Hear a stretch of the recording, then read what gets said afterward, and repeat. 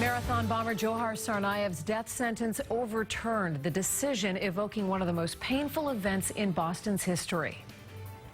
This guy will never see the light of day again. He's going to live within those four walls.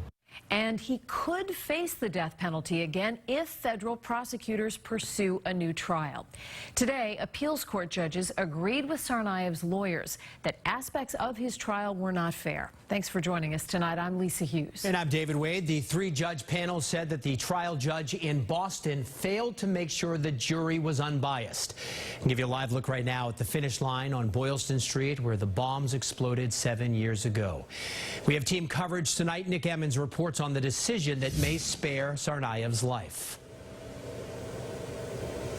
A tragic chapter in Boston's history, and now the victims and their families may have to relive that horror. A federal appeals court threw out the death sentence for convicted Boston Marathon bomber Johar Tsarnaev, saying the judge who oversaw the case did not adequately screen jurors. The overturning of the death penalty in this case is not a surprise at all. Legal expert Jennifer Roman points to concerns brought up by Tsarnaev's defense during the 2015 trial, like the judge's refusal to move the case out of Boston and social media posts made by jurors suggesting they had strong opinions before the trial started.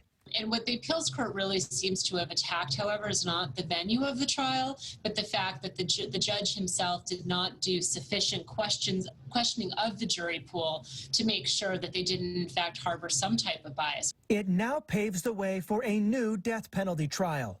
Tsarnaev's defense team issued a statement reading, "The court rightly acknowledges, as do we, the extraordinary harm done to the victims of the bombing.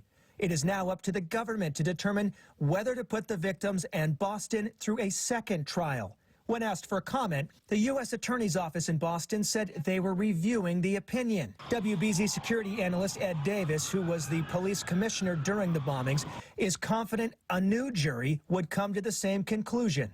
I believe that when a jury looks at this again, they'll understand the enormity of what this man did to this community and to the victims. The facts are the facts, and I think even 6 or 7 years later, if you present them to a jury, the same conclusions will be reached. The decision by the three-judge panel on the First U.S. Circuit Court of Appeals does not mean Tsarnaev will be released. The judges said the 27-year-old will spend his remaining days in prison. For the families of his victims and the survivors, today's ruling opens up old wounds. People are confused with the ruling, and I think the concern that some families had in the very beginning that this day was going to come where they were going to have to relive another trial, and they shouldn't have to relive a trial. Nick Emmons, WBZ News. 5 people died in connection with the marathon bombings. 8-year-old Martin Richard, Lindsay Liu, Crystal Campbell, MIT officer Sean Collier, and Boston police officer Dennis Simmons.